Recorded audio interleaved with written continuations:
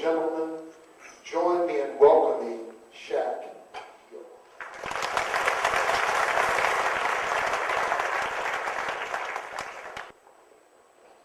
Well, thank you, Father, for that introduction. I very much appreciate that. Bishop Duca, Your Excellency, thank you for having me here tonight. It's an honor. Ladies and gentlemen, it's a joy to be with you here celebrating the pro-life movement. And you did hear that Virginia is my home, but I graduated from the first class of Loyola College Preparatory School. I also worked as a waiter across the river in Shreveport, a couple of miles from here. I baled hay at Louisiana Downs, and then down the street from there, I pumped gas. It's been nice being here because there's fond memories that I have of Louisiana and this part of the country. When I was asked to come here, I was asked to talk a little bit about the pro-life cause. And there's no better way for me to start than to let you know a little bit about myself and my wife, Robin.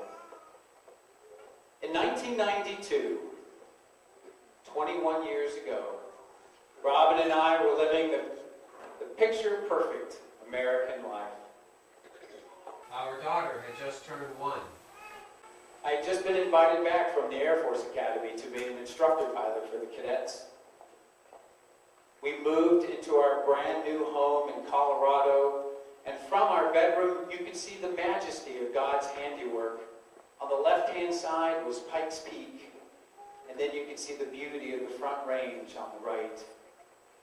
And Robin was pregnant with our second child, and life was good. And little did we know we were about to be tested. You see, in Robin's 4th month of her pregnancy, she started feeling a lot of discomfort in her left pelvis area. Oh, that's just normal maternal pains, the doctor said. But the next month, she went back because the pain had worsened. Oh, the baby's sitting on the sciatic nerve. It'll go away once the baby's born. Well, when Robin went back that next November, she was still complaining that there was more pain. And the doctors insisted that everything was okay. You see, there was no visible sign that something was wrong. And because of the time she was pregnant, they didn't do any diagnostic testing. The more we tried to convince the doctors that something was wrong, the more they tried to convince us that everything was right.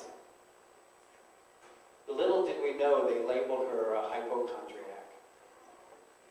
So we continued to live life as normal as far as we could with the pain. Robin continued decorating the new house for Christmas and welcoming our new son.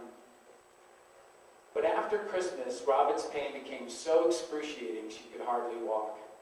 So on January 2nd, the doctors finally admitted her for hospitalized supervised care. They still did not know the cause of her pain. They just kept insisting that it was the normal pains and sufferings of pregnancy. It was a full week later that I finally went to the doctors and insisted that if you don't do something, I'm going to take her out and I'm going to move her to a different hospital. And that's when they finally did an MRI, and we quickly received the terrible and frightening news. Robin had a rare form of bone cancer. She had developed a massive tumor that emerged out of her left pelvis and had broken through the integrity of the bone. In fact, the tumor had grown so rapidly that because of the levels of pregnancy and the estrogen that's involved there, the doctors called it a high-grade tumor. They also informed us of Robin's chances of survival, 10%.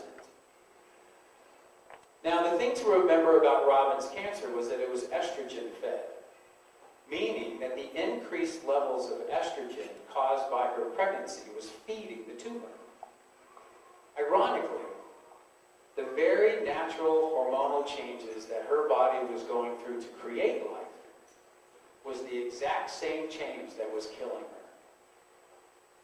At 28 weeks, the doctors advised Robin to terminate the pregnancy so she could undergo aggressive chemotherapy treatment.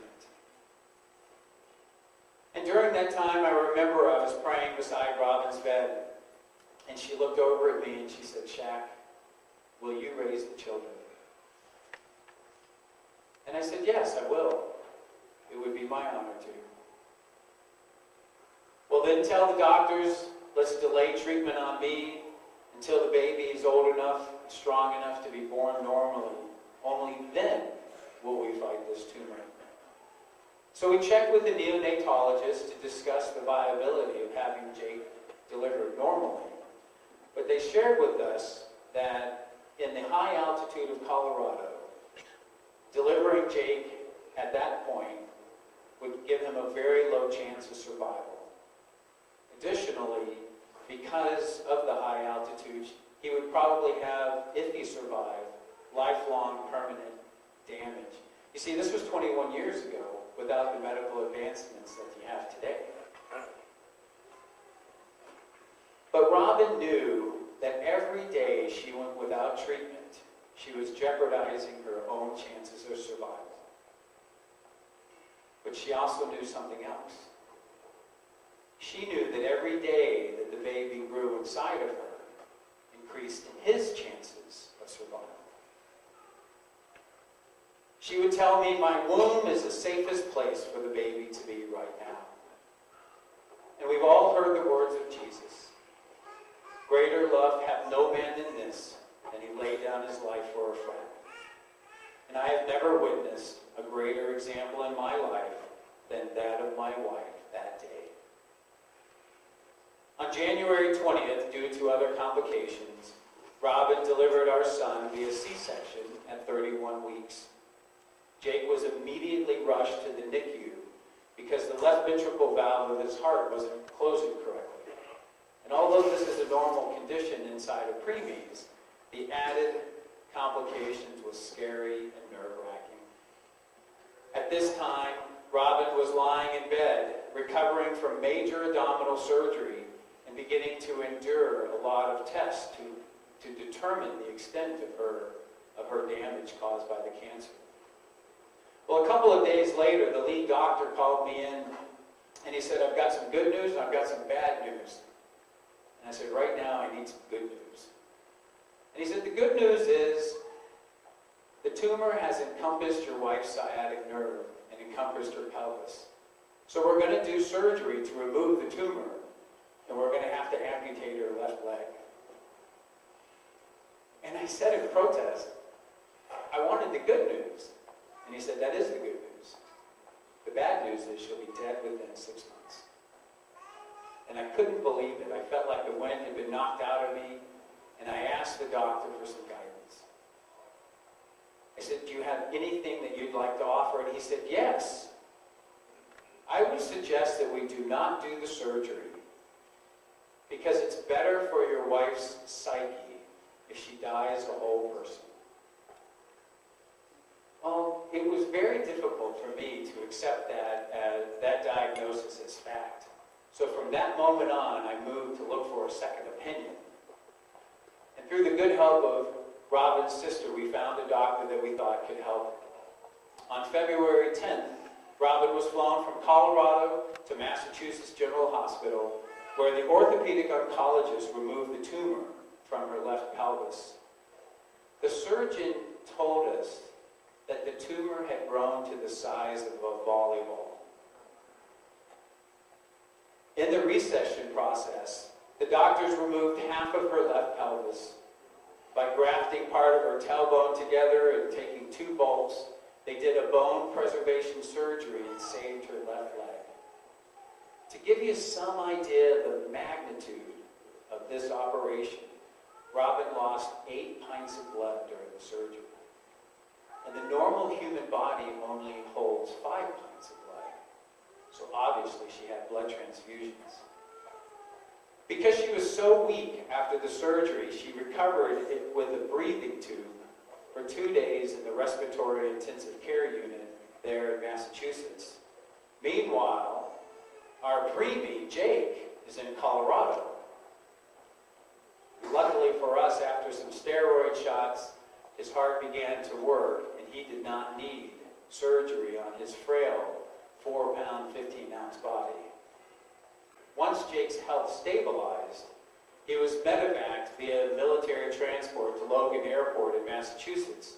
where he was reunited with his mom on February 14th, Valentine's Day. And because Robin's life expectancy was perhaps months, we decided that we would go ahead and baptize her while she would baptize Jake while Robin was still alive. In fact, it was my brother, whom you know as Father Peter, who baptized Jake in Robin's hospital room. The Massachusetts General Medical Team confirmed that Robin had 6 months to live.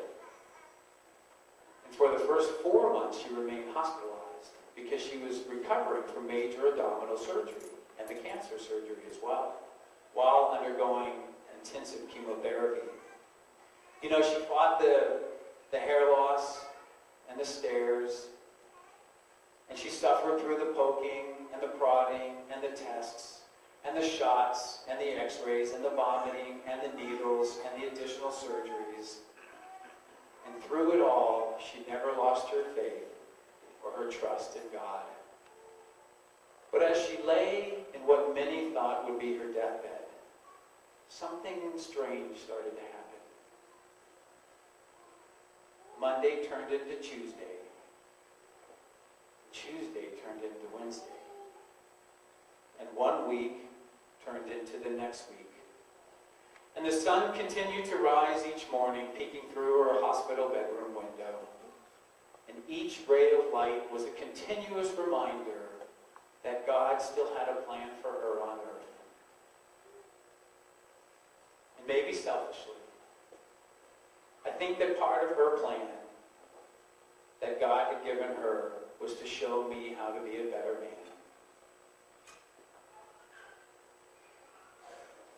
Jesus taught us that there is no greater love than to lay down your life for a friend. And her willingness to lay down her life for her son continues to inspire me. Her battle with cancer lasted for several years, but it was a battle that she won.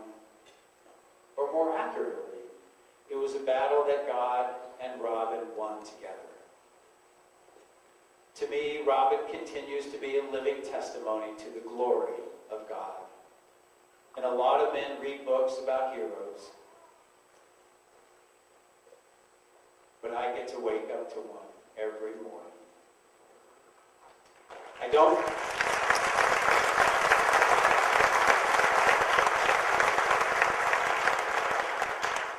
don't do this often enough, but I want to publicly thank my wife, Robin, for being a personal witness to those words. Robin, there is no doubt you are the wind beneath my wings.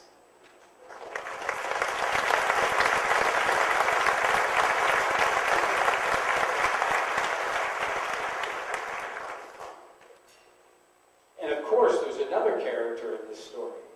Jake.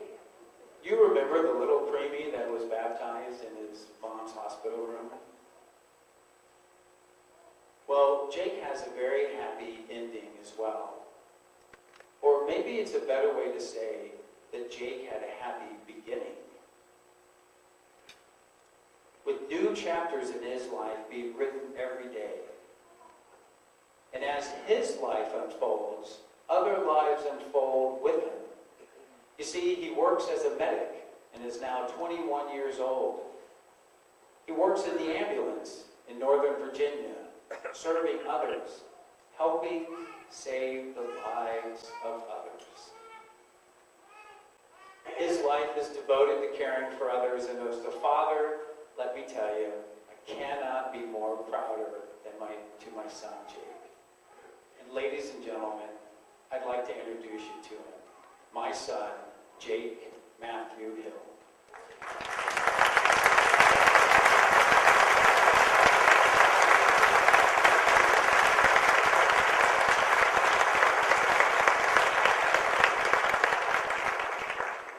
You know, Jake lives the life of a quiet heroism made possible by the heroism of another.